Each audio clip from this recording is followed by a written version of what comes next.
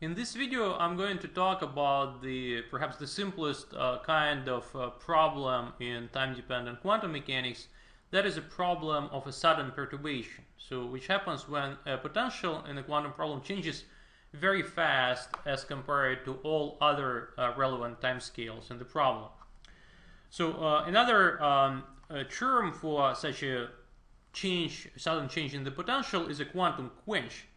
So, and this may happen, for instance, if we have a potential which changes very rapidly from one form to a different form. So let's say here, for example, I'm showing a harmonic oscillator potential, and let's say for a negative time, we have a particle, let's say, just sitting here on a stationary state described by the usual Gaussian wave function, which is the eigenfunction of the ground state wave function of the harmonic oscillator. And let's imagine that at t equals 0, the frequency of the harmonic oscillator potential changes rapidly, so it increases rapidly, such that it becomes a completely different potential now.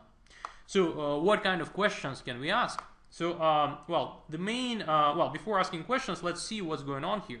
So the main sort of insight in this problem is that while the potential changes very rapidly, the wave function does not have the time to change. So the wave function right before the quench is exactly equal to the wave function right after the quench, in the approximation of an infinitely fast or an infinitely sudden quench of the potential. Let's say in this case from one harmonic oscillator frequency to a different harmonic oscillator frequency.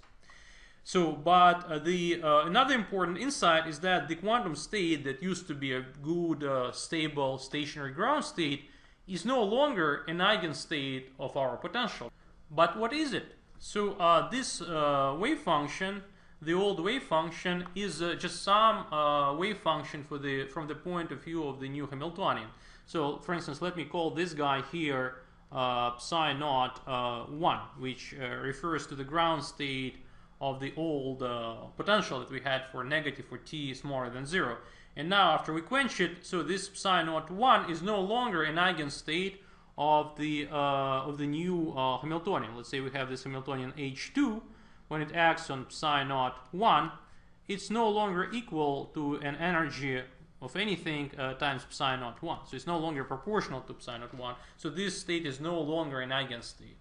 What it is, though, it's as always, we can use the eigenstates of the new Hamiltonian.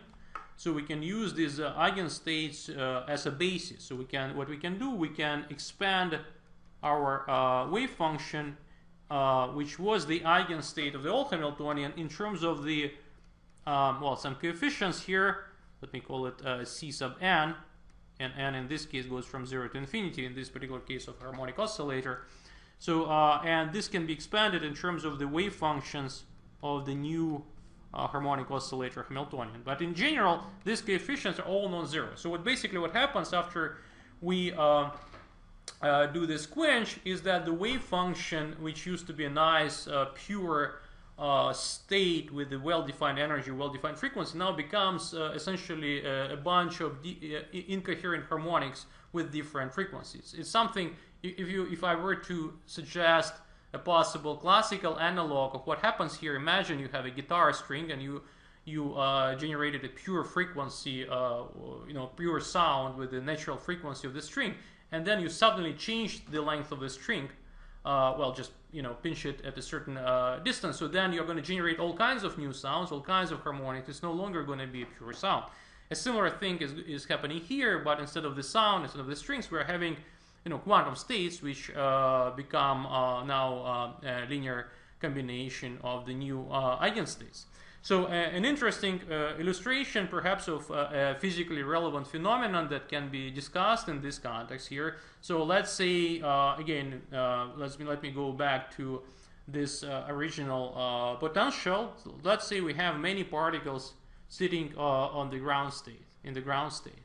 So this basically means that there is a Bose-Einstein condensate of sorts, which are produced routinely in many experimental laboratories worldwide. So this is now done very frequently and routinely. So, and let me say I change the frequency of the trap as I just showed you. So, and what happens is that these particles which used to be in the ground state of the old potential, they now get redistributed to essentially all possible states of the new potential.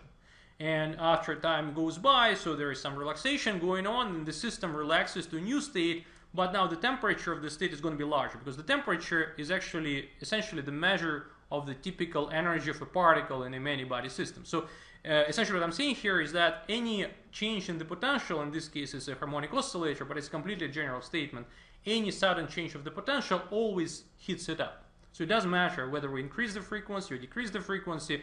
If we, let's say, had the lowest energy state in the beginning with the lowest possible temperature, let's say even zero, absolute zero in this model, if we do the quench, so the particles are going to be redistributed among all possible energies, and eventually they're going to relax to a finite temperature, which is always higher than the original one.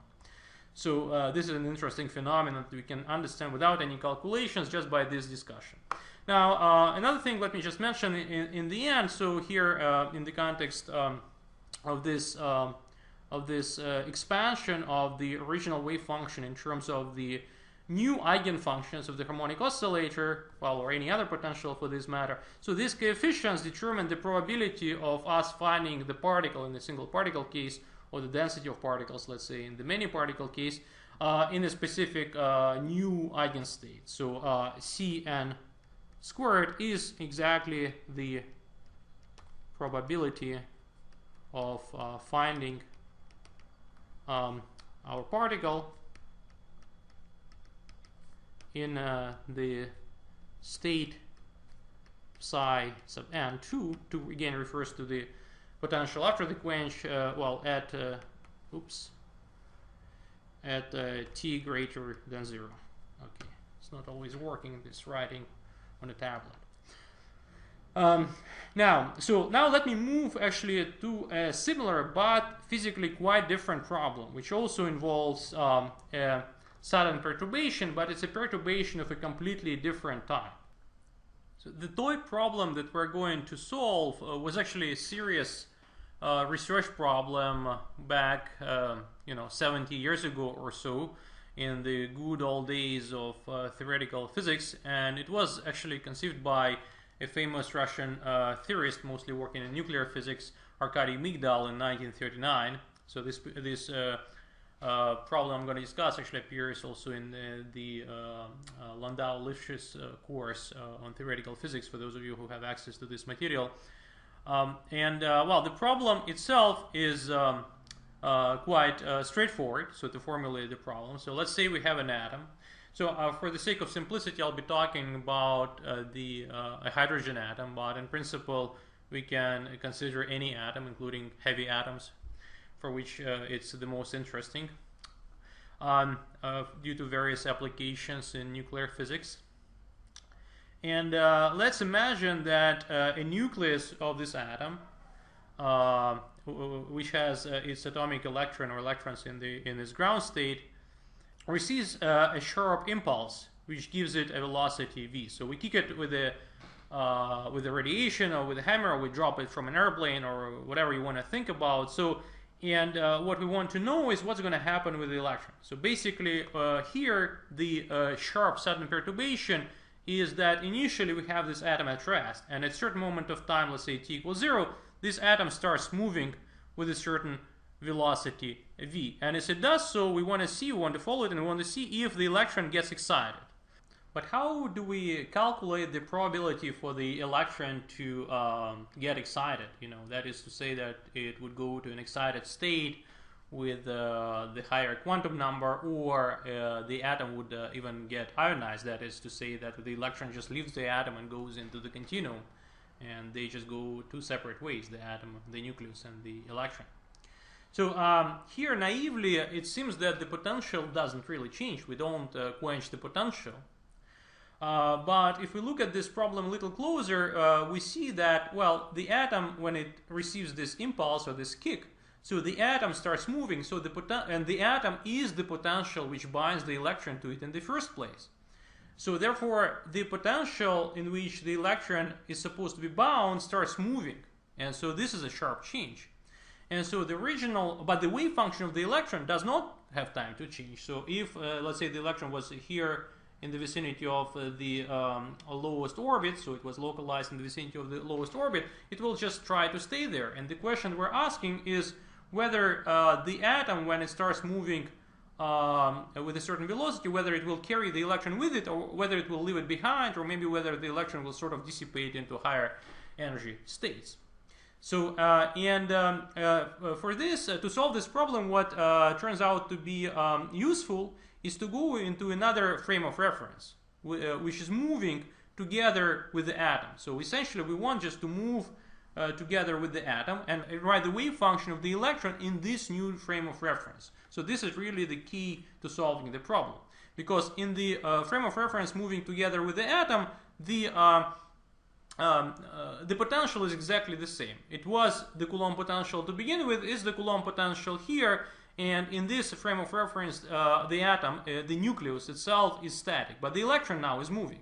And so essentially what we have to do, we have to write the electron wave function after the quench, well, in this case it's not a quench, I'm sorry, I shouldn't have said that, after this sort of jolt of the atom, this wave function will have two pieces. So the first piece is going to be just the standard ground state wave function of the hydrogen atom, in the case of hydrogen atom, and there will be a piece, a new piece, which is related to the velocity of the electron moving with velocity v. So here essentially it's a plane wave. So a way to write the wave function in the frame of reference moving with the nucleus is to write it as a product of a localized wave function in the lowest orbit times the plane wave. And here again, this mv is simply the momentum of the electron in this frame of reference, and this is just the standard plane wave expression. So now the final step is to calculate the excitation probability of the electron, that is to find the total probability of the electron going to some higher energy state, including the continuum states. And well, the good thing is that we know the wave function now. So in this moving frame of reference, let me just write it again. So psi naught of r is equal to 1 over the square root of pi a cubed, so this is the Bohr's radius, e to the power minus r over the Bohr radius, and times this plane wave, e to the power minus I over h bar mv dot r. So this is our wave function we just derived, sort of, which is by logical reasoning. And if we want to know, let's say, what the probability of a transition into a higher energy state is, let's say some other state, I'm not going to specify what it is, but some, let's say psi sub k, whatever k is. So k could be a collection of indices involving the radial quantum numbers and the angular quantum numbers, or it can be a label of a continuum state, whatever this label, quantum label is. So the amplitude, the transition amplitude, is going to be, let me write it, a of 0 to k will be equal to the overlap integral of this psi naught, let me write it star, although it doesn't really matter, psi sub k of r integrated over the volume. And the probability to go from this ground state to an excited state, w sub k, is going to be equal to the absolute value squared of this transition amplitude. So this is what it means. So another way to connect it to what I talked about previously is to notice that this wave function can be expanded in the basis of all eigenstates of our problem. In this case, actually, it's both the discrete states, which describe electrons localized near the atom, and also the continuum states. Okay, and it seems that, well, the problem is very complicated, so we have to sum over all these probabilities.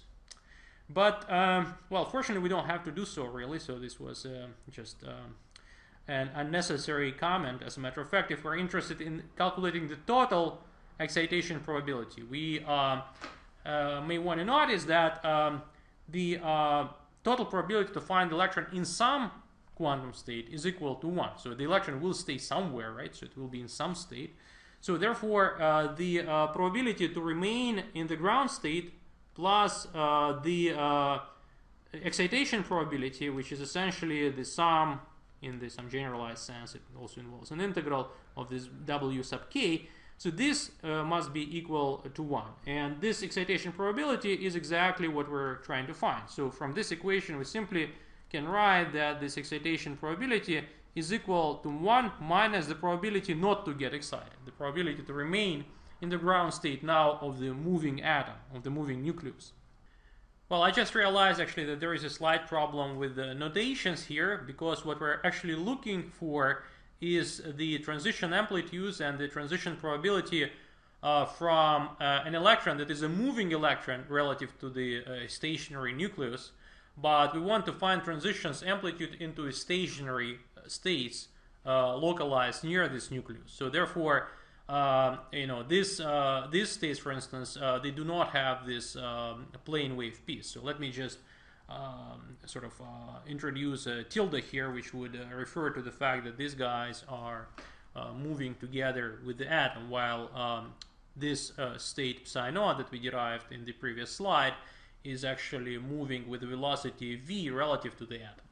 Now, with this correction to notations and with this comment about the total probability of staying in the new ground state plus the probability of excitation being equal to 1, we can write down this excitation probability. Let me just do that. Psi star is going to be equal to 1 minus the probability to stay in the ground state, which means that I have to take this integral of psi naught with psi naught tilde. This is the ground state of the stationary atom, integrate it over the volume and square the absolute value of it. And so here I know everything there is to know. So for example, this part here is exactly this psi naught tilde in my new inconvenient perhaps notations. So we can just plug in these functions and integrate over the volume, and I will leave this calculation to you. So let me just maybe write an intermediate step and the final result. So the intermediate step would simply involve writing down explicitly this integral. So it's going to be 1 minus 1 over pi a Bohr radius cube. So from the normalization factor in the ground state wave function times the exponential, well, integral of the exponential minus 2r over the Bohr radius minus this plane wave I over h bar p dot r. And so integrate it over the volume and everything is squared. So this is really the integral that needs to be calculated. Well, I could take another 5 minutes to go with you through the calculation of the integral, but I think it's probably not the best use of your time and my time too. So let me just leave it for those who are interested to do it on your own, and let me just write the final result.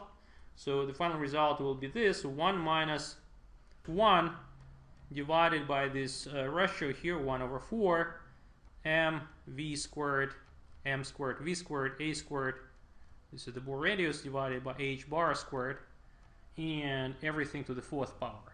So I'm not necessarily saying that this is the most important and illuminating result in physics, but it's a result. It's something we can actually measure and check. So what happens if we kick an atom? So what is the probability of it being excited, and therefore it would emit photons, and there are all kinds of different phenomena associated with it. So, and one can run various anti-checks on this result. So let's say if the velocity is 0, so we don't really kick the atom, so it was stationary, it remains stationary, we have 1 minus 1, so the probability to excite the atom is exactly 0, as it should be, because we don't really do anything. On the other hand, if the velocity here, well, in our non-relativistic case, goes to infinity, so the 1 over infinity is 0, so the probability to excite the atom is exactly 1. So we just will leave the electron behind. That's what's going to happen. The nucleus will just go away. That's what's going to happen. In any case, so this is just an example that I wanted to show you. So actually 2 examples in this part of time-dependent quantum mechanical problems. And in both these cases, we dealt with very sharp, very sudden perturbations to our Hamiltonian, and they resulted in a redistribution essentially of energy. So the energy of the original state was, well, the original state of the old Hamiltonian became a linear combination, a rather complicated linear combination of eigenstates of the new Hamiltonian. And this is very typical for sharp perturbations or non-adiabatic perturbations. Now in the next video we're going to study actually the opposite case of a very slow perturbation or adiabatic perturbation, which in some sense is more interesting in that it involves new mathematical structures and new phenomena, so-called topological Berry phase, which is currently actually the subject of intense research in condensed matter physics.